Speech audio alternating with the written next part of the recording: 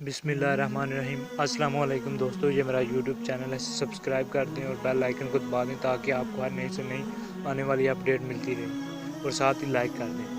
ایک روایت میں آتا ہے کہ فرعون کے دریائے نیل میں غرق ہونے کے بعد جب بنی اسرائیل کی قوم کو اس کے ظلم و جبر سے نجات مل گئی تو اس کے کچھ عرصے کے بعد اللہ تعالیٰ نے حضرت موسیٰ علیہ السلام کو حکم دیا کہ ملک شام کی سرزمین سے ملک کو ظالم و جابر لوگوں کو نکال دو اور خدا کے دشمنوں سے جہاد کرو، اپنی قوم میں 12 سردار مقرر کر دو، یہ سب اپنے سرداروں کے تابع رہیں اور اللہ کے حکم کی پابندی کرتے رہیں۔ حضرت موسیٰ علیہ السلام نے اپنے قوم کے 12 قبائلوں میں ان میں سے 12 سردار مقرر کر دیے۔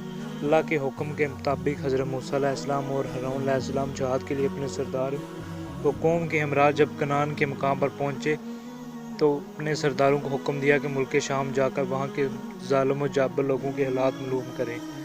جب یہ لوگ وہاں پہنچے اور حالات معلوم کیے تو انہوں نے وہاں ایک بہت بڑے قد و قامت والا انسان دیکھا جس کا نام عوج بن انق تھا، جو یہ شخص حضرت آدم علیہ السلام کے زمانے سے حضرت موسیٰ علیہ السلام کے زمانے تک زندہ رہا۔ اس کی ماں کا نام صفورہ اور باپ کا نام انق تھا۔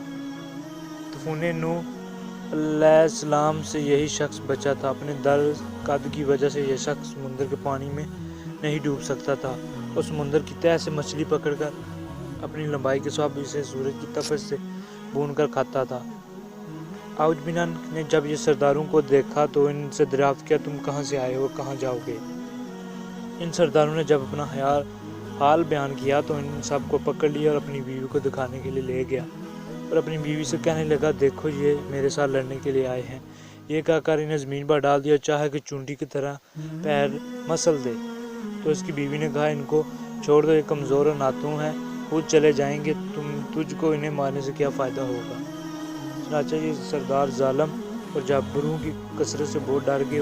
واپس آ کر انہوں نے ملک شام کی باتوں اور دشمن کی قوت کے بارے میں حضرت موسیٰ علیہ السلام کو تفصیل سے بتایا اور بیان کیا کہ وہاں کے پھل فروٹ بھی بہت بڑے ہیں، اگر ایک دانہ انار کا کھا لے تو آدمی سیر ہو جاتا ہے، اس طرح انگور بھی بہت بڑے دیکھے کہ ایک دانہ کھا لیں تو بندہ کا پیٹ بھر جاتا ہے۔ جو پھل فروٹ اپنے ساتھ لائے وہ حضرت موسیٰ علیہ السلام کو دکھائے۔ حضرت موسیٰ علیہ السلام نے ان سے کہا کہ اپنی قوم کے لوگوں سے شام کے لوگوں اور ان کی قوت کے بارے میں کچھ بیان مت کرنا، کیونکہ یہ لوگ تو پہلے ہی بزدل و جہاد سے بھاگ جائیں گے۔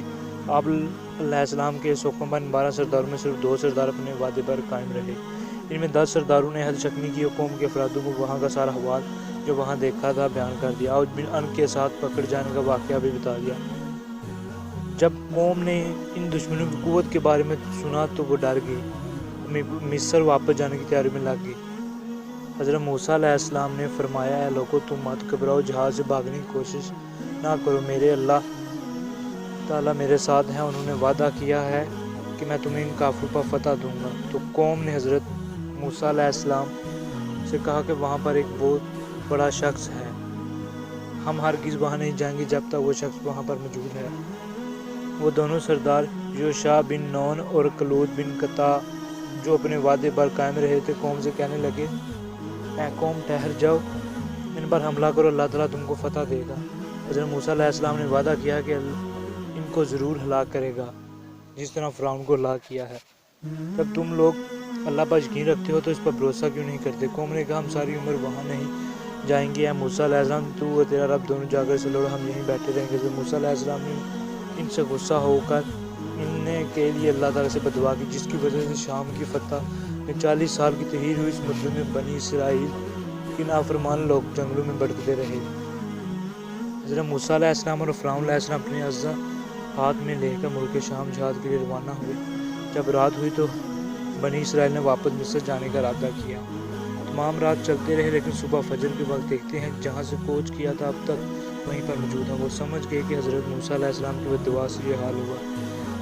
تب یوشع بن نون نے ان سے کہا کہ اس میدان میں ٹھہر جاؤ، صبر کرو، استغفار پڑھو، جب تک حضرت موسیٰ علیہ السلام شام فتح کر کے واپس نہ آ جائیں۔